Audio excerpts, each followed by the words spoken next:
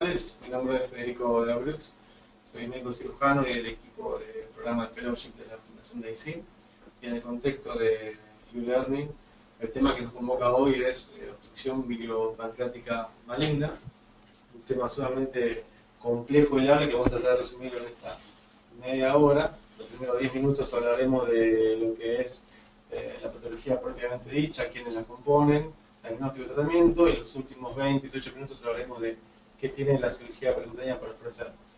Acá vemos la foto de Gerald Clarkin, que en 1965 publicó su trabajo con 13 casos de colangiocarcinoma biliar, que tendría lleva su nombre, y recordar que la patología en general, la obstrucción biliopancreática maligna en general, estamos lidiando con una entidad con una muy baja frecuencia, que tiene un pésimo pronóstico, ya que la mayoría de los pacientes fallecen en los primeros 6 a 12 meses, y para su mejor diagnóstico, tratamiento y estudios pueden dividir según las localizaciones de la ubicación del tumor propiamente dicho.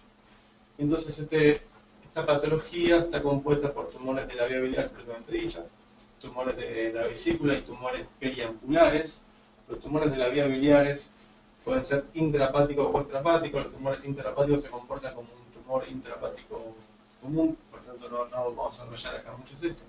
Y los tumores extrahepáticos, eso sí, se van a dividir según la localización, un tercio proximal, medio o distal.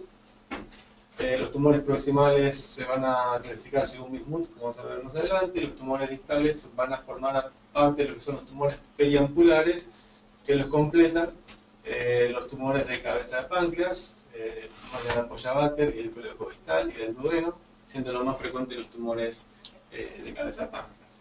Desde el punto de vista fisiopatogénico, hay un factor genético que lo predispone, un factor ambiental que lo desencadena. La teoría más fundada es la inflamación crónica, que aumenta la posibilidad de daño en el ADN de la célula que se replica y formar una célula normal, pasarla a dismetaplasia, displasia y neoplasia.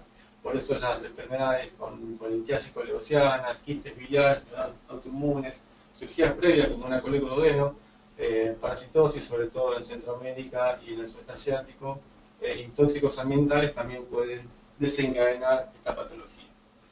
Anatomopatológicamente hablando, no vamos a hacer mucho hincapié, es un tema complejo, pero ten en cuenta que los colangiocarcinomas aparecen sobre todo en el hombre mayor de 50-60 años, ¿sí?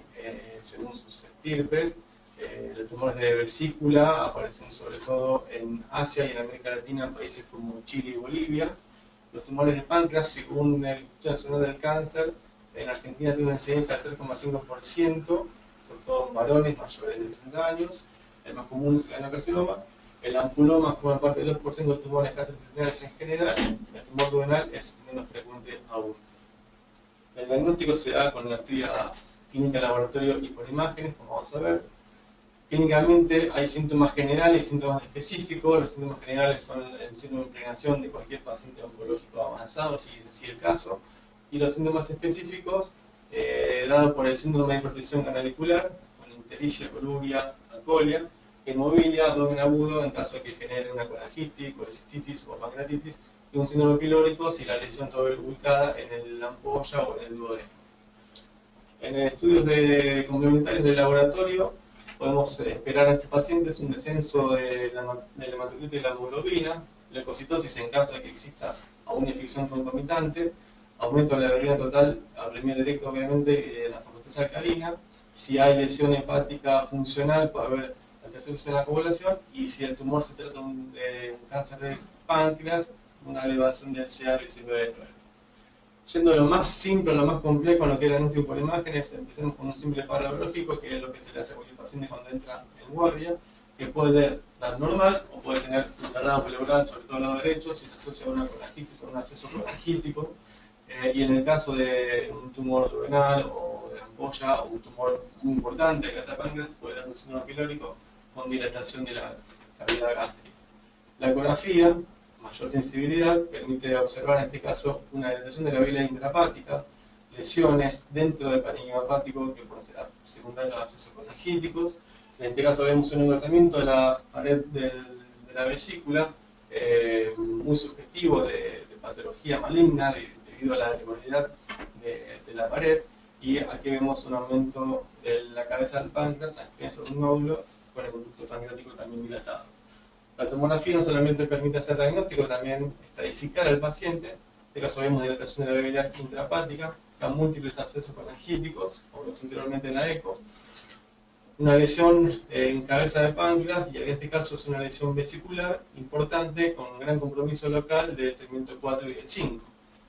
La resonancia de abdomen y la colangioresonancia nos permite hacer un mapeo general de la vía biliar, y en este caso vemos una amputación a nivel del colédoco distal con dilatación no solamente de la vía biliar extrahepática, sino también de la intrahepática y dilatación del pulso.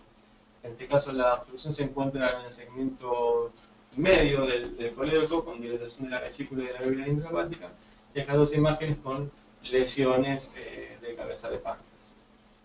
Ya algo más invasivo, que no solamente el diagnóstico, también puede dar, ofrecer tratamientos de la IRCP, que vemos la colangiografía, donde se observa en este caso una función a nivel del tercio superior, y en las funciones distales, como en las últimas fotos de la derecha, vemos la colocación de dientes plásticos durante el procedimiento por vía directa y en este caso por vía lateral.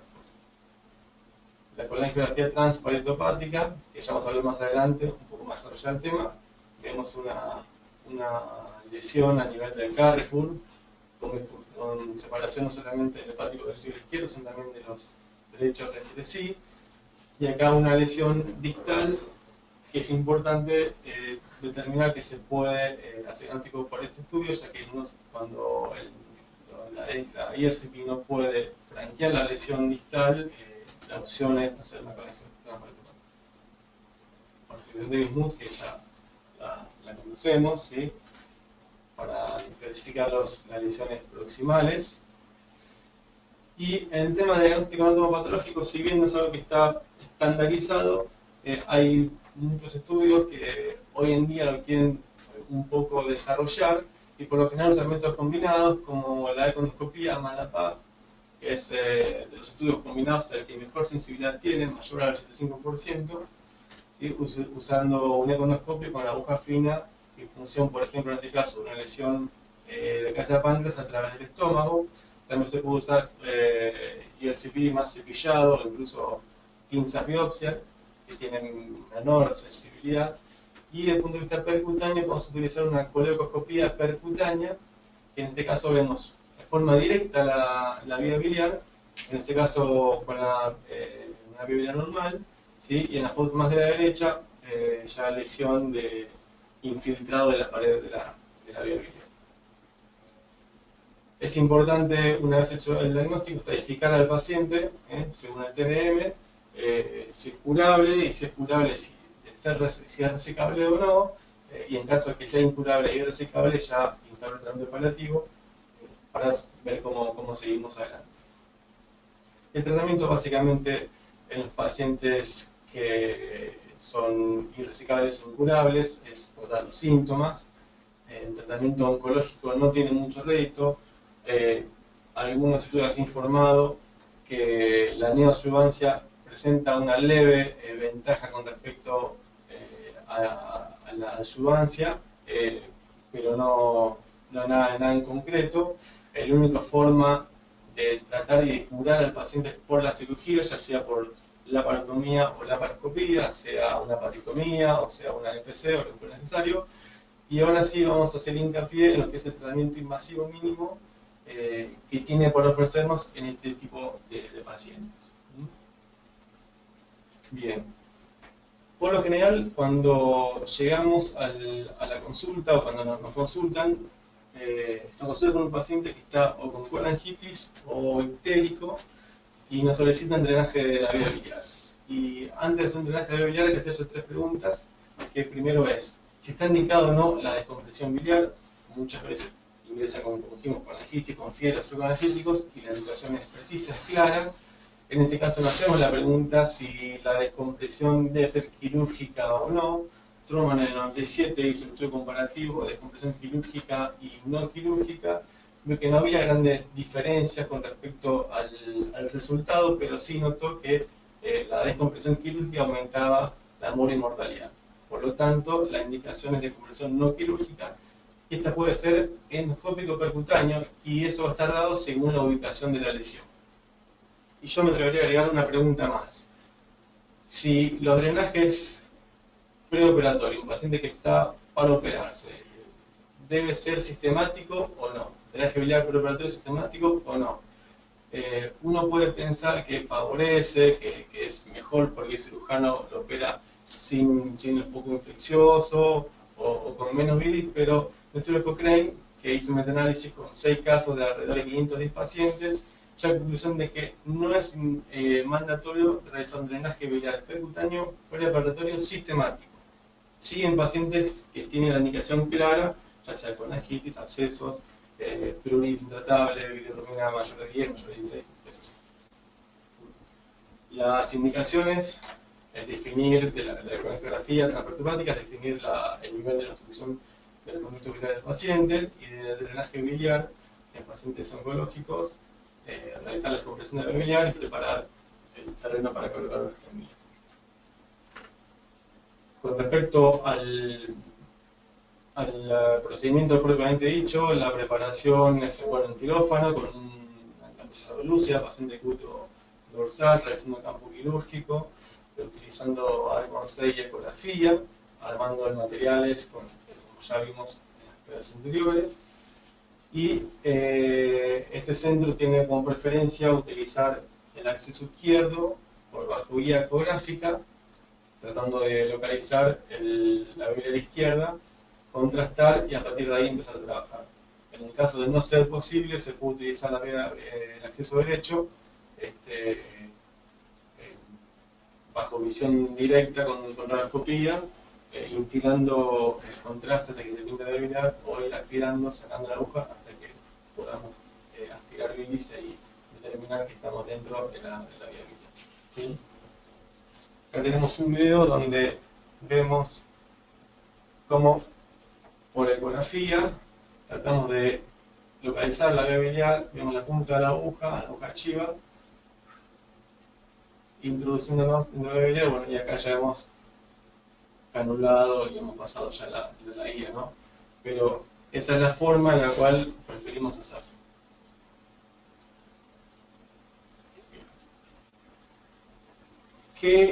¿A qué sector del hígado debemos apuntar para realizar drenaje? Lo ideal es ir lo más periférico posible, por varios motivos. El principal es que estamos lejos del hilo hepático, entonces no corremos tanto riesgo de lesionar estructuras nobles como la porta, como la arteria hepática. Además nos permite drenar todos los segmentos, en su mayoría, sin dejar ningún segmento por drenar, y nos permite obtener una mejor angulación a la hora de trabajar sobre esa vía biliar, ya sea colocar catéter, colocar alambre, o en el caso de que se debe colocar el stent, realizar el procedimiento. ¿Sí? Como vemos, lo ideal es ir bien periférico, rama de segundo y tercer orden, y obviamente lo peligroso y lo prohibido es ir lo más secundario. Hagamos un ejemplo de cómo queda un acceso derecho, el acceso izquierdo, ya pasando el alambre 0.18. Y en este caso tenemos un video de la técnica de Selinger, que es el que se usa en la mayoría de los casos. Hacemos un recorte, la introducción de la hoja de chiva, hacemos la colangiografía intraoperatoria, percutánea, retiramos el mandril. Una vez que instalamos el contraste y estamos dentro de la biliar, progresamos el alambre. El que se usa es 0,018 inicialmente.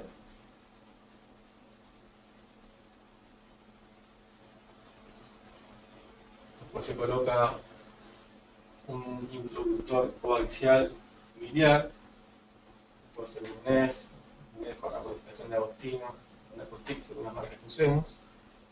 Esto lo que permite es recambiar el alambre 0.18 por uno de mayor calibre y trabajar más cómodo en la vía biliar. Esta técnica de punción pasar alambre es la técnica de hidratación.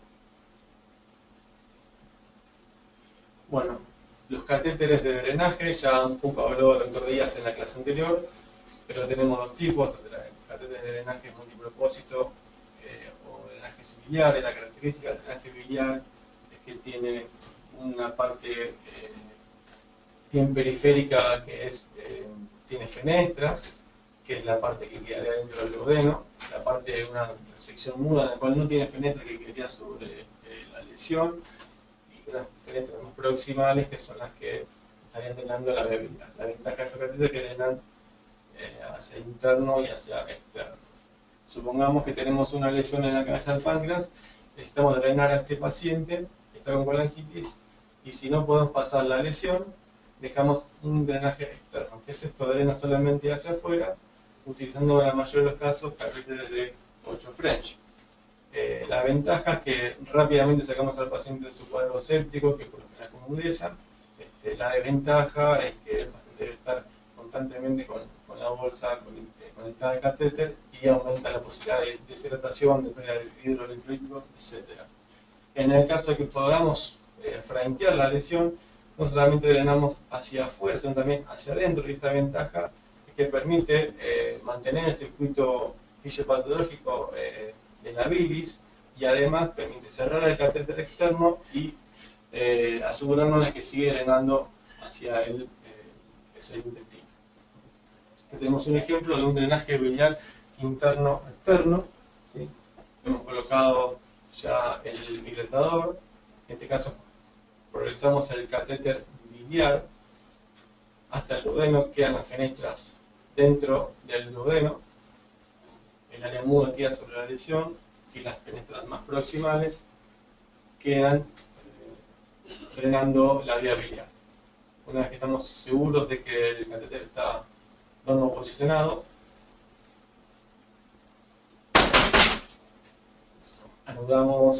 aseguramos el catéter con un pigtail, y tenemos drenada la vía biliar de forma interna y externa, ¿sí?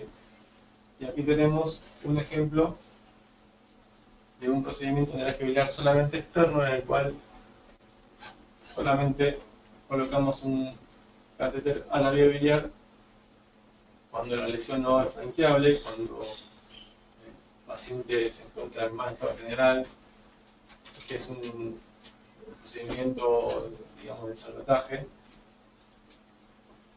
Armamos en este caso el pigtail, que por lo general se usan en Müller, de 8 French, solo dentro de la vía biliar, después los monitores, como debe ser, ¿no?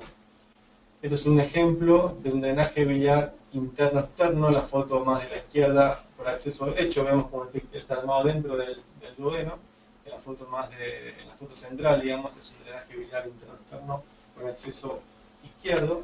Y en la foto de más extrema derecha, un drenaje biliar externo con el pigtail armado dentro de la vía biliar. También utilizamos drenajes biliares articulados. ¿Qué es esto? Es usar realizar un drenaje biliar interno-externo, ¿sí? Para drenar, supongamos en este caso, el hígado izquierdo, y colocamos también un drenaje, un catéter más corto que queda dentro del hígado, drenando el hígado derecho hacia el hígado izquierdo, ¿sí? De esta forma nos evitamos realizar drenajes a través de dos accesos, disminuyendo las complicaciones asociadas al procedimiento. Según los resultados, ya lo hemos visto anteriormente, la repasamos solamente, tiene un resultado favorable, el mayor del 95%, ya sea en la realización de la colangiografía y en la colocación de los catéteres biliares, ¿sí? Y las complicaciones es del 4% para la colangiografía y del 5% para los drenajes. Bien, una vez que el paciente tiene el diagnóstico de irresecabilidad, que ya pasa a tratamiento paliativo, que tiene una expectativa de vida mayor a un mes, ¿sí? Que ya se le ha realizado el drenaje biliar percutáneo, es candidato para la colocación de la endoprótesis biliar. Y en este caso uno puede hacer dos preguntas. Primero, en pacientes operables, ¿se puede colocar prótesis biliares? En primera instancia uno puede pensar que trae complicaciones a la hora de operarlo en el caso que sea operar el paciente, pero el centro de Lenny Anderson ha comprobado que en un estudio que no se ve perjudicado la realización de la ETC en pacientes que ya tienen prótesis biliar. Por lo tanto, es una contraindicación o a reevaluar o relativa. Y la otra es, ¿por qué siempre drenaje biliar primero y después prótesis en un paso? En realidad se puede colocar las endoprótesis en un paso, tal vez así lo informó Lambert en el 96, pero aumenta la posibilidad de complicaciones, de bacteriemias, de lesión tumoral, de hemofilia, en estos pacientes, porque por lo general están con un cuadro infeccioso y requieren drenaje rápido, y una vez que salvan el momento de sepsis, ahí sí colocar la endoprótesis biliar. Las endoprótesis biliares son en general metálicas, de una aleación de nitinol de titanio y níquel, pueden ser no recubiertas, como en este caso es una malla autoexpandible en la mayoría de los casos, con una buena permeabilidad, pero su principal complicación es la obstrucción por ingrowth, que ya vas a ver de qué se trata, y las recubiertas, o en este caso parcialmente recubiertas, tienen mejor permeabilidad, pero aumenta la posibilidad de desplazamiento. Esto ya es una complicación propia del stent. La forma de expansión puede ser autoexpandible o con balón, hoy actualmente se utilizan las autoexpandibles, y bueno, las marcas son según las ofertas, ¿no? Y para la colocación de la endoprótesis biliar, este es el mecanismo de liberación. Tenemos en primera instancia que una vez que hemos colocado el stent sobre la vía biliar, tenemos las dos marcas radioopacas que nos informan qué nivel tiene el stent en su parte distal y su parte proximal. Una vez que estamos conformes con la colocación, tomamos un punto de apoyo sobre la mano izquierda y empezamos a liberar el stent, desenroscando la roca de seguridad que tiene, y empezamos a traccionar hacia nosotros con la mano derecha. Vamos a ver que se empieza a dilatar el stent en ese momento, ¿sí? Y si seguimos conforme con el procedimiento, terminamos de traccionarlo hacia apuntando las manos, y de esa forma se va a liberar en su totalidad el stent. Esta es la forma más común que tiene de liberarse el stent, o mejor dicho, el mecanismo más común de liberación. Este es un mecanismo un poco más moderno, en el cual se utiliza esta especie de pistola que permite abrir el stent casi en su totalidad, y si en el caso no estamos conformes con la colocación del stent, puedo volver a cerrarlo totalmente, reubicarlo según la posición que me quede cómodo, ¿sí? Y una vez que está reubicado, volver a abrirlo ya definitivamente. Si luego de este procedimiento estoy conforme, libero la traba de seguridad que se encuentra en la parte más posterior de esta pistola de stent con una rosca, y ahí sí, ya lo liberó totalmente, y el stent queda totalmente expandido y liberado. ¿Sí?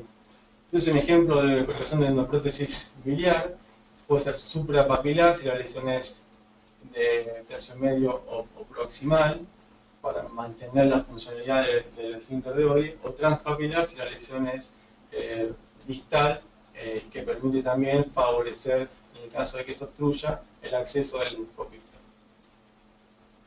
Endoprótesis en T, en este caso tenemos una obstrucción a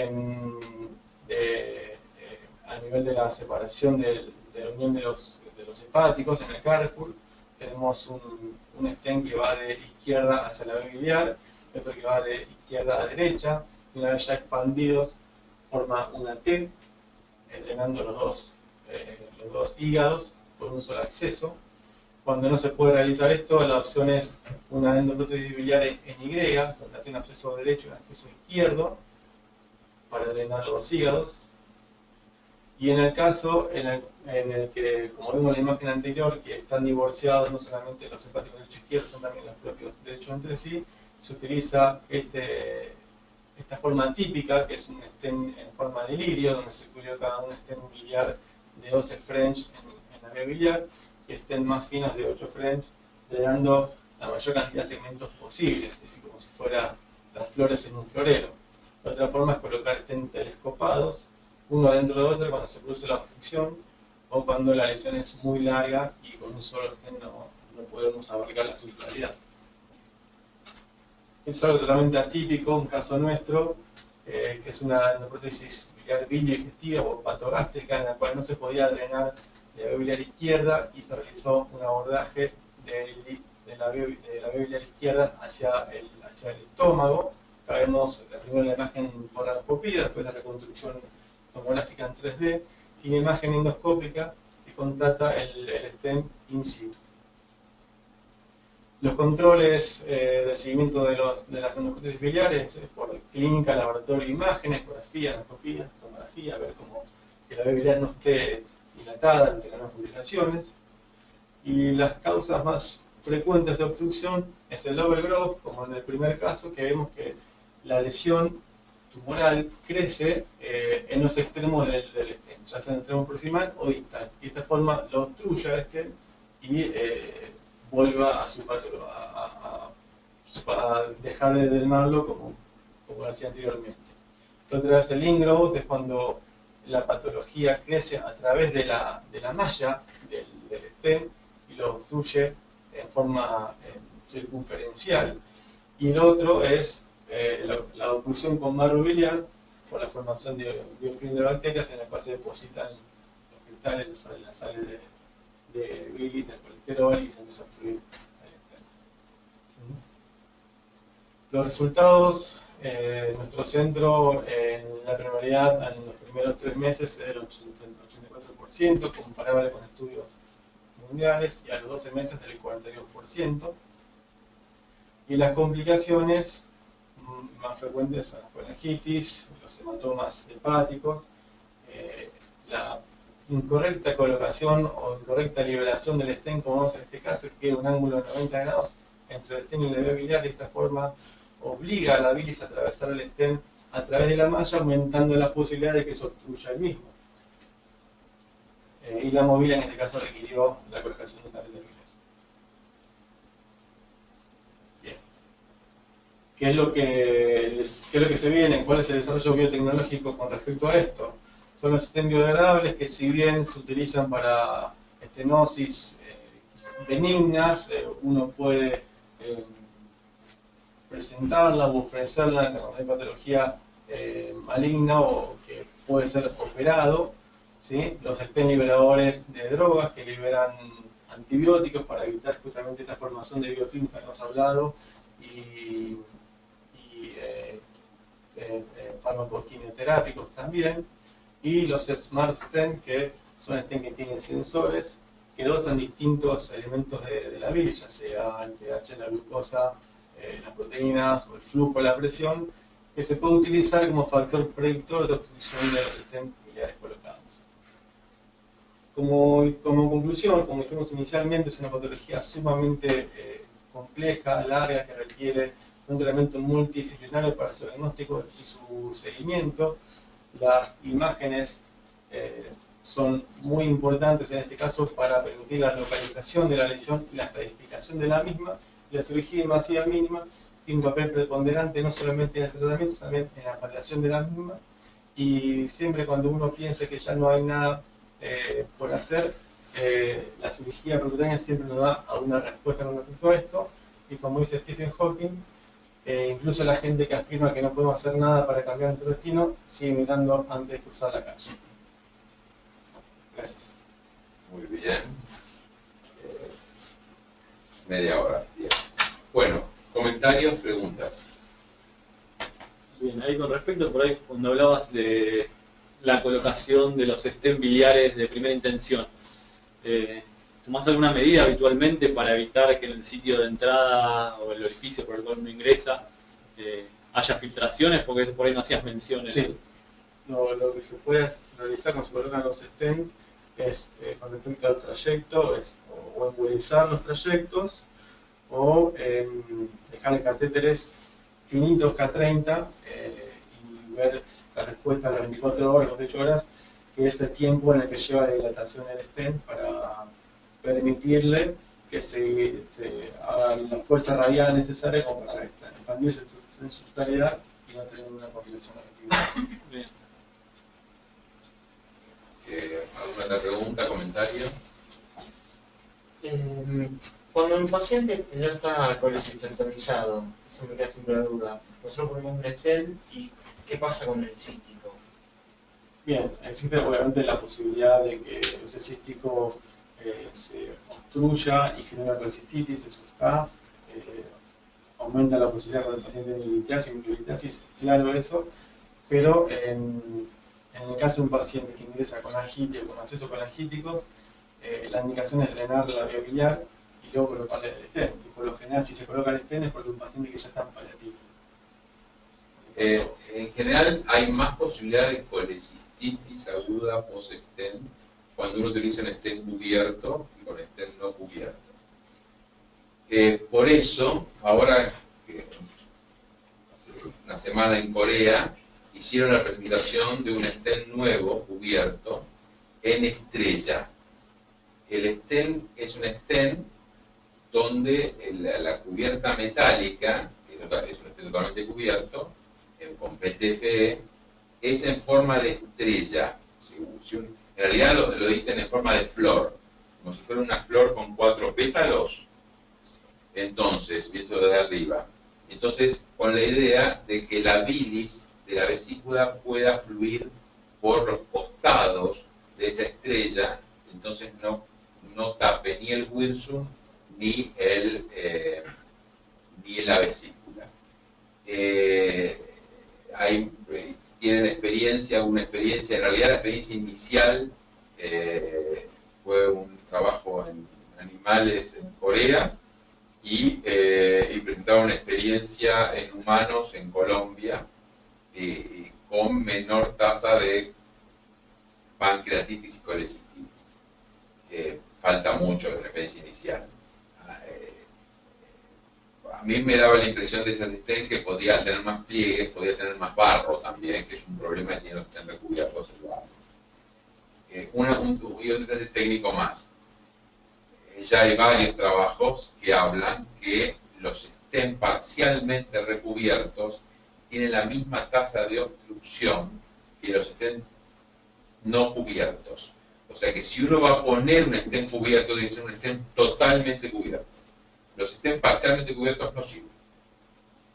Y los stents totalmente cubiertos sí tienen muchas complicaciones iniciales, pero mejor permeabilidad a largo plazo. ¿Preguntas, comentarios?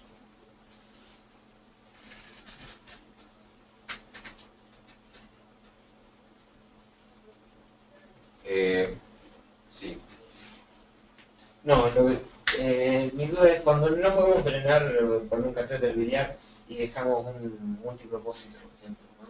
El indicado con un café es poner un Dawson-Müller y si no tenemos un catéter multipropósito, en vías biliares que no están tan dilatadas, podemos armar el pigtail igual. Buena pregunta. No. El Dawson-Müller, la ventaja que tiene es que el pigtail es muy finito. Un multipropósito normal, si la vía no está dilatada, intrahepática o por arriba de obstrucción, la verdad es que no se puede armar. Sobre todo si es una obstrucción alta. Si es una obstrucción baja, un cáncer de páncreas, por ejemplo, en colédoco lo puedes armar siempre. Pero si la obstrucción es alta y no pudiste pasar la estenosis, muchas veces no lo puedes armar. Entonces hay que tratar de armarlo lo más que se pueda y con eso generalmente se fija. Pero si uno deja un catéter, sobre todo externo, en una obstrucción alta y no lo fija de alguna manera, el catéter se sale sistemáticamente y el coleperitoneo o el viloma es la regla. ¿Y eso no puede generar lesiones por decúbito si el catéter está a largo plazo? No. Lo que sí te puede pasar es que al no armarse el pigtail, te queda algún agujero en la porta. Y entonces, el problema está que, si bien la presión en la porta es muy baja, hace que la sangre de la porta vaya a la vía biliar, entonces te genera una hemofilia y coágulos, etcétera, que no va a descompensar al paciente, pero va a quedar con más ictericia que la que tenía. Hay que tratar de no dejar drenajes externos, sobre todo en estenosis altas, salvo que te está dando una colangitis. Como concepto en general, los cánceres tienden a no tener infección y no tener colangitis, y las estenosis benignas y la litiasis sí tienden a tener colangitis, tenerlo presente.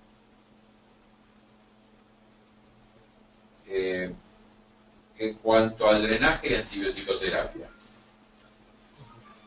¿cómo se maneja eso? Bien, todo paciente en el cual se realiza el drenaje inicial, obviamente se toma un cultivo de bilis. Por lo general se realiza un plan antibiótico al ingreso, por la propia peristalsis, un tratamiento empírico, antisulfam o ciprofloxacina, y después obviamente es algo elegible según el cultivo. Pero por lo general se cubren pacientes con antibióticos, sobre todo antisulfam o ciprofloxacina, los antibióticos más comunes usados. Bien. Sobre el drenaje prequirúrgico, hay muchos datos interesantes en esto para el drenaje prequirúrgico, o sea, un paciente que es potencialmente resecable, pero está ictérico. El consenso en general es que si la estenosis es baja, o sea, periampular, y el paciente no está con falla de órganos, no está con insuficiencia renal, no está con colangitis, no tendría indicación de drenaje prequirúrgico, salvo que uno esté como el MD Anderson en un protocolo de neoadjuvancia, que en ese caso sí, y ellos mismos lo que hacen es lo que vos hablaste de stent metálico, inclusive, le meten un stent metálico y le hacen la neoadjuvancia. Pero si no, en general hay consenso de no drenar sistemáticamente. En las estenosis altas, en general el consenso es más de drenar sistemáticamente. Y acá podemos dividir dos, la vertiente oriental, digamos, los japoneses, etcétera, que son más de drenar en forma sistemática, y la vertiente occidental, principalmente los franceses, que dicen que no, que hay que hacerlo caso por caso. Pero cuando uno ve, por ejemplo, el trabajo más reciente, que es el trabajo de hace un par de años, de la unión de todos los grupos franceses, ellos dicen que no hay que hacerlo a medida. Cuando analizan los números, si uno lee el trabajo, es muy gracioso, porque cuando uno hace cuando el paciente tiene falla renal, tenés que drenarlo, cuando tiene colangitis, tenés que drenarlo, cuando está en mal estado renal, tenés que drenarlo. Cuando le vas a hacer una embolización portal para que crezca, y recuerden que el 80% de los tumores de Klatskin resecables llevan hepatectomías mayores, o sea que posiblemente van a tener que hacerle una embolización portal. La embolización portal, antes de hacerla, tiene que estar el paciente ictérico, o sea, tenés que hacerle un drenaje. Bueno, cuando analizás la serie francesa, en el 94% de los pacientes le hicieron drenaje. O sea, lo hacen no sistemático, sino caso por caso, pero cuando analizás el trabajo lo hicieron casi a todos. O sea que el consenso en general de los grupos hepáticos, hay excepciones, pero es que hay que drenarlos prácticamente a todos. Incluso los que dicen que no, cuando muestran diapositivas con drenajes. O sea que hay que pensar de que lo hacen sistemáticamente o casi sistemáticamente. La pregunta hoy en drenaje prequirúrgico en tumores altos es si hay que drenarlo de un lado o hay que drenarlo de los dos lados. Si bien el concepto que tenemos nosotros en general es que hay que drenarlo de los dos lados, la bibliografía hoy es más a favor de que hay que drenarlo de un solo lado. Y la bibliografía hoy habla de que hay que drenarlo del lado que vas a dejar, o sea, que va a quedar. Y drenar el lado contralateral solamente en caso de colangitis o que la bilirrubina no baje lo que uno esperaba. Y la otra discusión hoy, que hay un trabajo, hay un metaanálisis muy bueno de este año de la HPV Journal, creo que es de junio, pero no me acuerdo bien, es de este año, de un grupo australiano que hace el metaanálisis, pero no importa, pues es un metaanálisis, y revisión de la literatura, donde ellos ven todas las series donde compararon si el drenaje en tumores altos prequirúrgicos era mejor hacerlo endoscópico o percutáneo. Hoy hay una tendencia a tratar de hacerlo también endoscópico. Ahora bien, el problema está que cuando uno ve los metaanálisis, cuando uno ve los randomizados que están en este metaanálisis, la cantidad de complicaciones inmediatas y la cantidad de pacientes que tuvieron que pasar a percutáneo porque fracasó el endoscópico, habla a favor del percutáneo. Pero cuando uno ve la sobrevida a 5 años de los pacientes, si bien no tiene poder estadístico, sobrevivieron más los que tuvieron drenaje endoscópico. Entonces, la idea es que hoy no hay todavía un refuerzo bibliográfico para decir si el drenaje habría que hacerlo endoscópico o percutáneo, y va a depender del nivel del intervencionista o del endoscopista que vos tengas. ¿Por qué? Porque si no, los tumores de Klatskin tipo 1 sí van a poder ser tratados, bien 1 sí endoscópico, pero los tipos 3 o tipo 4 van a ser muy complejos tratarlos en forma endoscópica. Nosotros hicimos un trabajo hace bastante tiempo donde vimos cómo nos había ido con los pacientes que habían tenido drenaje endoscópico y habían fracasado en tumores altos de biliar, y tuvimos que ir a drenaje percutáneo. ¿Se entiende? Intentaron drenaje endoscópico, fracasó y fuimos a trabajar percutáneo.